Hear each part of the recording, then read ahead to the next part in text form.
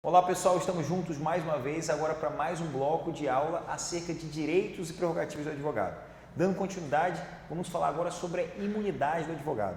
O advogado ele tem direito à imunidade profissional quanto à injúria e à difamação.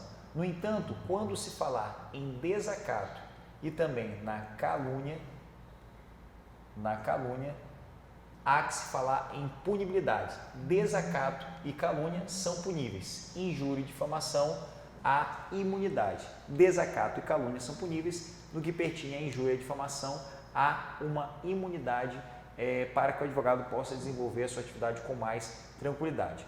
O advogado somente poderá ser preso em flagrante por motivo de exercício da profissão em caso de crime inafensável, observado o disposto no inciso 4 desse artigo, como nós já abordamos. Então, quando for crime ligado ao exercício da profissão, não só se faz necessário, não só é um direito do advogado a presença de um representante da OAB para a lavratura do respectivo auto, sob pena de nulidade, como também, no caso da prisão em flagrante, deverá ocorrer tão somente ligado ao exercício profissional em caso de crime inafensável. O Poder Judiciário e o Poder Executivo devem instalar em todos os juizados, fóruns, tribunais, delegacias de polícia e presídios salas especiais e permanentes para os advogados. Essas salas são de uso da OAB.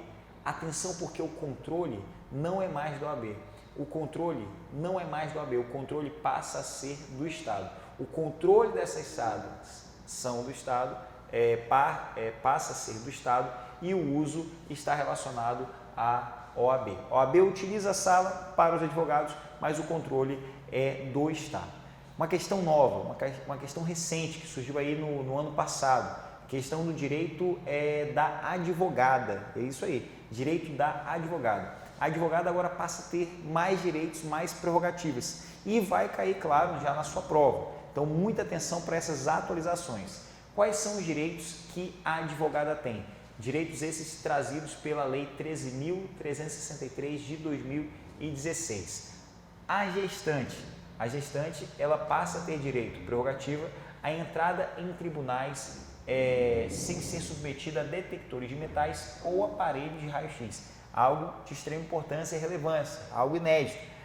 Como também tem direito à reserva de vaga em garagens dos fóruns ou tribunais.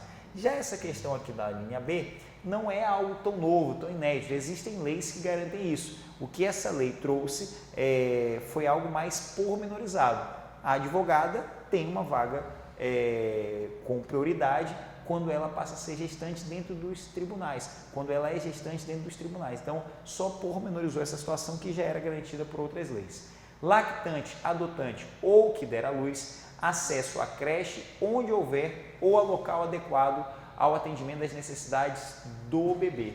Tudo isso aí para garantir os direitos fundamentais da criança, do adolescente e também uma melhor condição de trabalho aí à advogada. Ainda sobre os direitos da advogada: gestante, lactante, adotante ou que der à luz. Preferência na ordem de sustentações. Preferência na ordem das sustentações orais e das audiências a serem realizadas a cada dia, mediante comprovação, o que é óbvio, mediante comprovação de sua condição. Meus amigos, isso é legal. Mais um grande avanço. A advogada, gestante, lactante ou que der à luz, tem preferência agora nas sustentações orais e também nas pautas de audiência. Agora, claro que precisa ser comunicado, notificado previamente. Muita atenção para esse detalhe, porque questões como essa, elas vão cair no exame de ordem como um caso. Por exemplo, a advogada Judite, ela está grávida, ela precisa fazer o pré-natal, mas ela tem uma enorme pauta de audiências, ou melhor, uma enorme pauta para sustentações orais. Ela pode pedir preferência? Claro que pode, de acordo com o artigo 7A do Estatuto.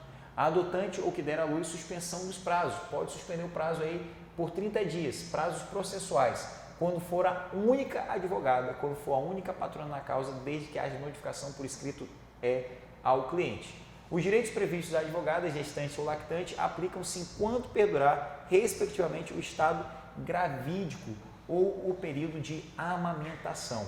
Os direitos assegurados nos incisos 2 e 3, incisos esses que nós acabamos de destacar, serão concedidos prazo de 120 dias. Tudo isso com base não apenas no Estatuto, mas também no Decreto-Lei 5.452, que é a consolidação das leis do trabalho, incluído aí pela Lei 13.363. O direito assegurado no inciso 4 desse artigo, a advogada adotante ou que der à luz será concedido pelo prazo de 30 dias, como nós vimos aí nos artigos anteriores. Vamos avançar aqui, ainda avançando nas questões relacionadas ao Estatuto da Advocacia, só que agora uma questão interessante, a relação do advogado com a OAB. Quando é que se inicia a relação do advogado com a OAB? Essa relação, ela se inicia no momento da inscrição. Para que haja inscrição, deve haver o cumprimento de todos os requisitos que estão discriminados no artigo 8º do Estatuto. Quais são esses requisitos? Capacidade civil, graduação em Direito, título de eleitor, equitação do serviço militar, se for brasileiro, aprovação do exame de ordem. Veja que a aprovação do exame de ordem é apenas mais um dos requisitos. Não é o único requisito, é apenas mais um dos 7 requisitos que precisam ser cumpridos.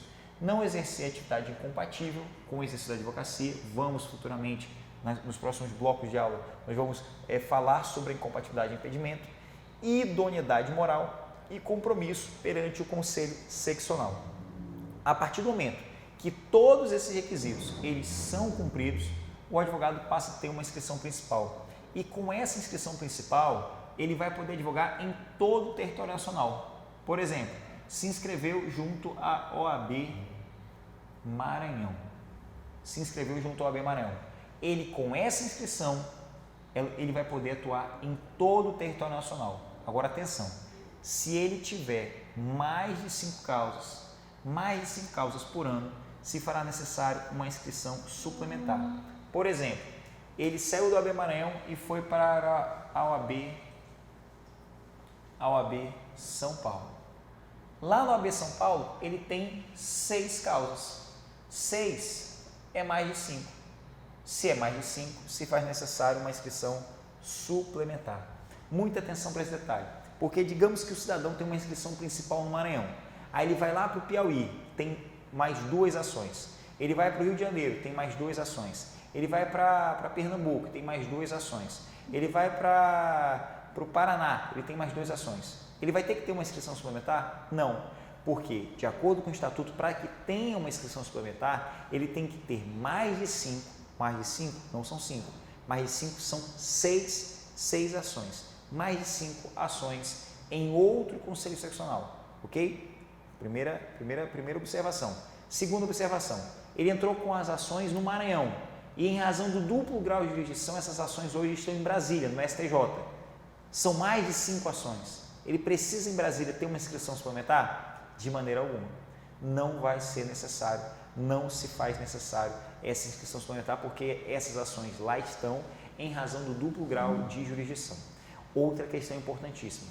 Você vai fazer um concurso público, por exemplo, para juiz. Precisa ter prática forense. Como é que se comprova isso? Leiam com atenção o artigo 5º do regulamento. Atenção, artigo 5º do regulamento. Vou botar aqui, ó, do dica. Atenção para a dica aí, pessoal.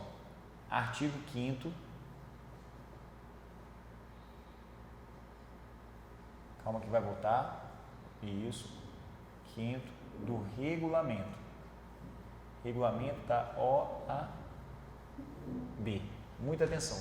Porque, de acordo com o artigo 5º do regulamento, diz que, para fins de prática, exercício assíduo, habitual da advocacia, se faz necessário pelo menos 5, aí é só 5 atos privativos do advogado. 5 atos privativos do advogado significa dizer que podem ser ações, pode ser pareceres, pode ser consultoria, pode ser atos privativos do advogado. Aqueles do artigo 1º, consultoria, assessoria, direção jurídica, isso demonstra que o sujeito ele exerce com habitualidade a advocacia. Muita atenção para esse detalhe, ok? Até aqui, tudo tranquilo, nenhuma dúvida. Se tiver dúvida, você já sabe. Manda mensagem lá no Instagram, manda no Twitter, manda no Facebook, DuarteJR_. Manda a sua pergunta, manda a sua dúvida, não fique com vergonha. Pode perguntar. Vamos avançar aqui. Ainda acerca da relação do advogado com a OAB. Pode o advogado fazer a transferência da sua inscrição? Sim, poderá. Por exemplo, ele quer sair de um conselho seccional e ir para outro, ele vai poder tranquilamente. Ele vai poder fazer a transferência dessa inscrição. Ele vai sair de um estado, ele vai para outro em definitivo. Ele cancela essa inscrição e faz uma outra inscrição. Sai da OAB São Paulo e vai para o Rio de Janeiro em definitivo. Ele só faz a transferência. Isso é importante, para que ele não fique pagando aí várias anuidades, ok? Ainda assim, o que vem a ser o cancelamento? O que vem a ser o licenciamento? É simples. Então, lá no artigo 12 e artigo 11 do Estatuto, o licenciamento será deferido quando o profissional requerer, desde que por motivos justificáveis ou passar a exercer em caráter temporário a atividade incompatível com o exercício da advocacia. Requerer desde que por motivos justificáveis ou passar a exercer em caráter temporário atividade incompatível com a advocacia. Quando ocorre licenciamento, o advogado ele não paga anuidade, ele não vota e ele não perde o número da inscrição. Ele não paga anuidade, ele não vota e ele não vai perder o número da inscrição. Vou dar um exemplo. Ele é advogado, ele foi eleito governador, ele não vai ser governador o resto da vida, vai ser governador durante 4 anos, tem um prazo, tem um período, é temporário, ele pode se reeleger por mais 4, ainda sendo temporário. Eu sou advogado, mas hoje estou como presidente do PROCON, eu não posso exercer advocacia, minha inscrição ela foi o quê? Licenciada, porque eu estou no PROCON, durante um período aí que pode ser 4 anos, pode prorrogar por mais 4? Pode prorrogar por mais 4, mas é temporário. Quando eu sair do PROCON, eu vou voltar a advogar. E quando eu voltar a advogar, eu vou requerer a minha reativação da minha carteira. Eu não serei mais licenciado, mas enquanto licenciado for, eu não pago anuidade, eu não voto e eu não perco na inscrição. Teve um caso aqui em São Luís, cabuloso, por exemplo, envolvendo eleições na OAB. Na época tinha um prefeito aqui chamado, não vou citar o nome do prefeito, não posso citar. Já ia citar o nome do prefeito, mas tinha um prefeito em que ele era advogado e ele era prefeito. Aí ele foi lá votar. Quando ele chegou para votar, um dos fiscais da chapa de oposição alegou a impossibilidade dele votar, porque ele era incompatível. E ele saiu lá sob vaias, gritos, vários advogados gritaram, incompatível, incompatível, afirmando a incompatibilidade porque ele não poderia votar, licenciado. Prefeito, não vota, não paga anuidade, mas não vai perder o número da inscrição. Quando ele terminar, ele vai poder voltar a advogar com o mesmo número. E umas moças que estavam lá com bandeiras, foi engraçado. Essas moças ouviram lá gritando incompatível, não entenderam muito bem, não eram advogadas e passaram a gritar. Como é que é? Incompetente. Incompetente. Foi uma loucura. Foi uma loucura. Eu vi, eu estava lá. Eu fui, eu estava. Hashtag eu fui, eu estava. Eu vi isso acontecer. Por que eu estou contando essa história? Para que vocês lembrem dessa fofoca, não se esqueçam que quando o sujeito é incompatível de forma temporária, ele não vota nas eleições da OAB, ele não paga anuidade e ele não perde o número da inscrição. Por exemplo, quando eu voltar a advogar, quando eu me desincompatibilizar, eu vou pegar o mesmo número de inscrição que eu tinha antes. Diferente ocorre com o cancelamento. Cancelamento é definitivo, é permanente, não é temporário. Passou no concurso para juiz, é permanente. Passou no concurso para delegado, é permanente. Passou no concurso para policial militar, é permanente. Todos esses casos são incompatíveis. Nesses casos, o que vai ocorrer? Ele não vai votar, não vai pagar anuidade, mas sim vai perder o número de inscrição. Perde o número de inscrição.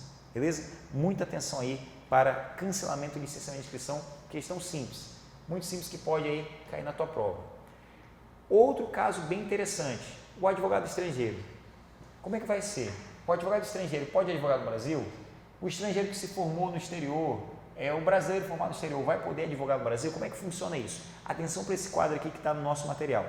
Se ele é advogado no exterior, por exemplo, ele é advogado argentino, o nome dele é Messi, advogado argentino, formado e inscrito no OAB da Argentina, quer vir para o Brasil para dar consultoria acerca do direito do seu país, aí, meu amigo, o Conselho Seccional vai poder dar uma autorização, sem necessidade de exame de ordem, para que ele apenas dê consultoria acerca do direito do seu país, acerca do direito argentino, pelo prazo de 3 anos. Podemos ser prorrogado inúmeras vezes, infinitas vezes. Pode prorrogar inúmeras vezes, infinitas vezes, ok?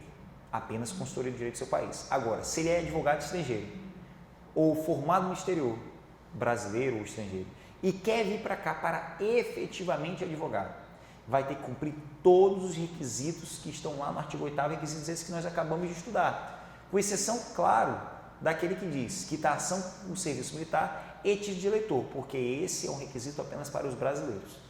Muita atenção para esse detalhe. E por fim, Portugal. Brasil e Portugal são pátrias irmãs. Brasil e Portugal têm pacto de reciprocidade. O advogado português pode chegar no Brasil e advogar, assim como o advogado brasileiro pode chegar em Portugal e advogar. Beleza? Só chegando, apresentou a carteira, vai poder advogar lá, como pode advogar aqui. Qual o órgão da OAB que fiscaliza esse pacto de reciprocidade? O Conselho Federal da OAB.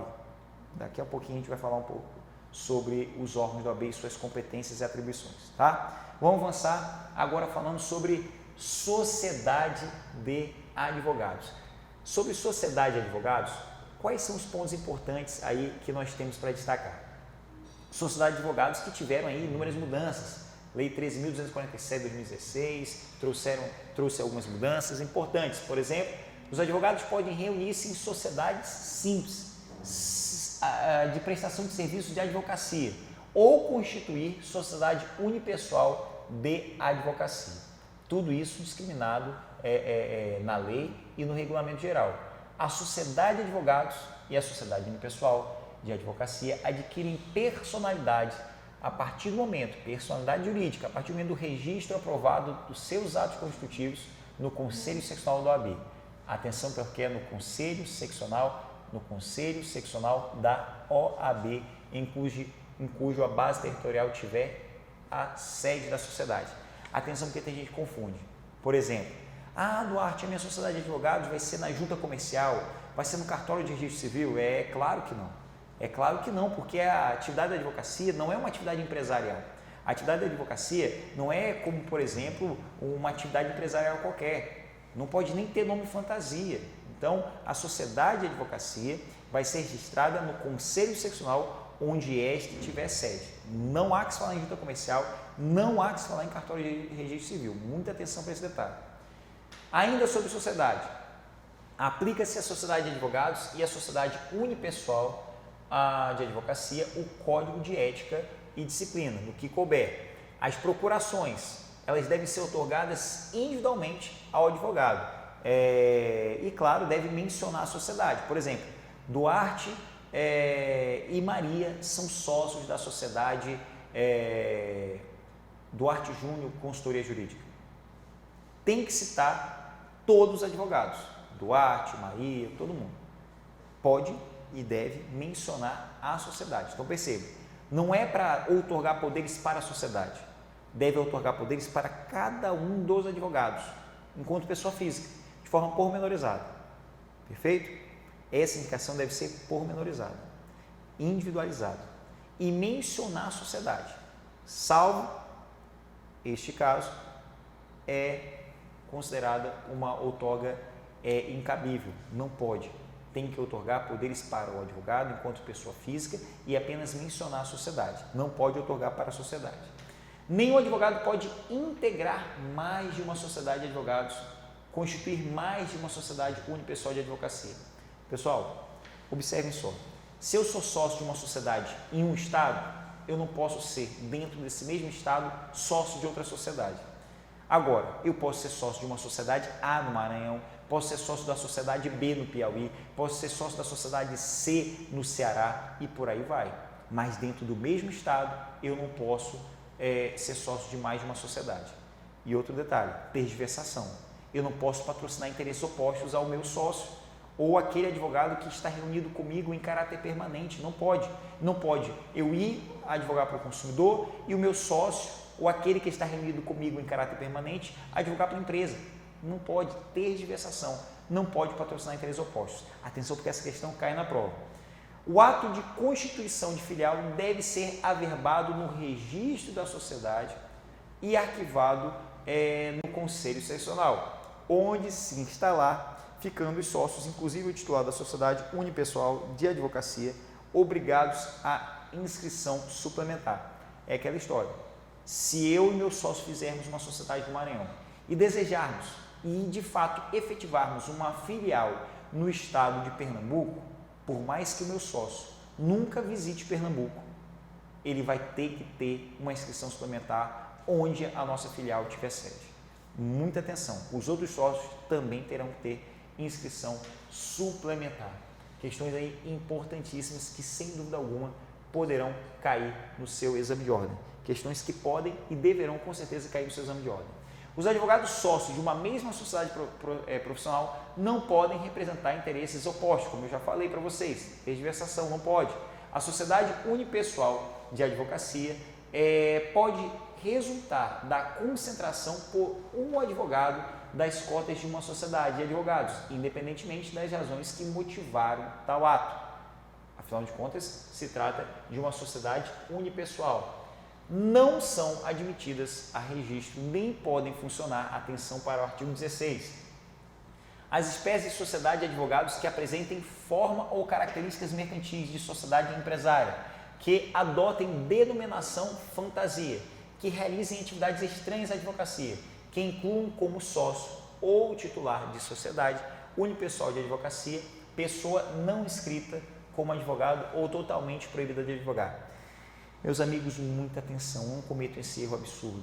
Duarte, ele é médico, Duarte, ele é engenheiro, Duarte, ele é um profissional renomado em outra área. Ele pode ser meu sócio em outra coisa, não numa sociedade de advogados. Para ser sócio numa sociedade de advogados, tem que ser advogado, tem que ter inscrição no OAB. Ah, ele é bacharel? Não. Ah, ele é estagiário? Não. Tem que ser advogado. Duarte, meu sócio, ele é médico e advogado, inscrito no OAB. Ele pode? Pode. Duarte, eu posso na minha sociedade fazer atividades estranhas à advocacia, por exemplo, montar um escritório de advocacia e colocar lá José e Maria, advogados associados e consultoria contábil? Não. Consultoria jurídica e consultoria de comunicação? Não. Não pode misturar atividade de advocacia com outras atividades, com atividades estranhas à atividade da advocacia. O escritório de advocacia tem que ser um escritório de advocacia, não de qualquer outra atividade mercantil. Beleza?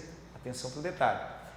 A razão social deve ter obrigatoriamente, deixa eu abrir aqui, para poder ficar melhor, deve ter obrigatoriamente nome de pelo menos um advogado responsável pela sociedade, podendo permanecer o sócio falecido, desde que prevista tal possibilidade no ato constitutivo. Essa questão aqui, ela já caiu muitas vezes. Mas muitas vezes no exame de ordem, muita. Eu não sei por que o examinador ainda coloca isso, porque está muito fácil. Eu acho que ele tipo assim, estou cansado de fazer questão, vou botar essa questão aí, porque eu quero dar um ponto para todo mundo. Você não pode errar isso. Por exemplo, eu posso manter o nome do sócio falecido da minha sociedade? Sim, desde que esteja expressamente previsto nos atos constitutivos da minha sociedade. Agora, Duarte, não está previsto expressamente nos atos constitutivos da minha sociedade. Eu quero colocar porque eu amo meu sócio. Porque o meu sócio, ele é um cara fantástico, ele é um cara que merece essa homenagem. Meu amigo, faz uma placa, dá uma medalha para a viúva, mas isso tu não vai poder fazer. A questão, ele vai tentar botar o sentimentalismo em foco. Porque era uma família carente, porque isso, porque aquilo, não dá para manter o nome do sócio falecido na sociedade, se não tiver expressamente essa previsão nos atos constitutivos desta sociedade. Então, muita atenção para o detalhe. O licenciamento do sócio para exercer atividade incompatível com a advocacia em caráter temporário deve ser averbado no registro da sociedade, não alterando sua constituição. É proibido o registro nos cartórios de registro civil de pessoas jurídicas e nas juntas comerciais. É como eu falei, não é uma atividade empresarial. Vai ser onde? Onde vai ser o registro? No Conselho Seccional, onde a sociedade tiver sede.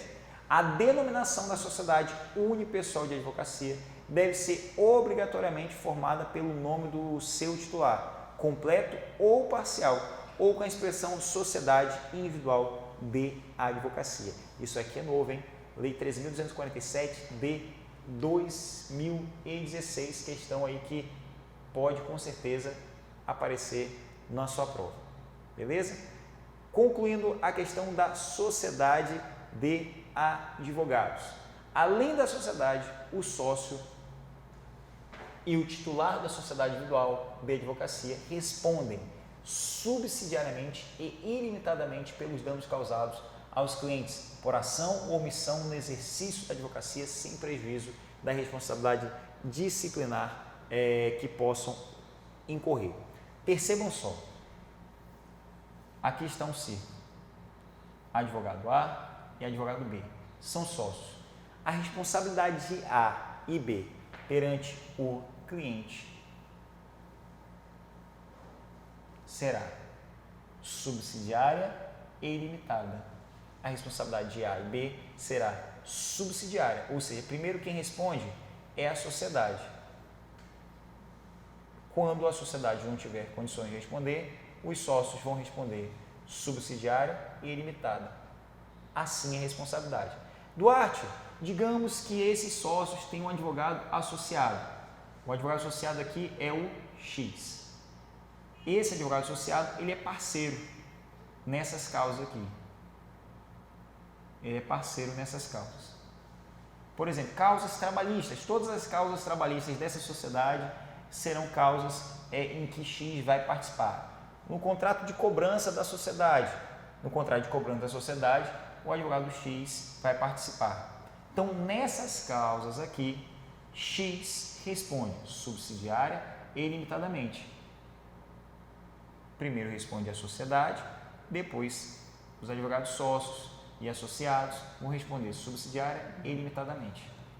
Ficou claro, pessoal? Perfeito.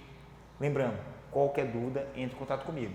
Manda mensagem lá nas redes sociais, manda mensagem no Facebook, manda mensagem no Twitter, no Instagram, @DuarteJR_, manda sua dúvida, manda sua pergunta, não fique com dúvida, tá? Por exemplo, Duarte, a responsabilidade do advogado é subsidiária e limitada, independentemente do tipo societário. Como assim tipo societário?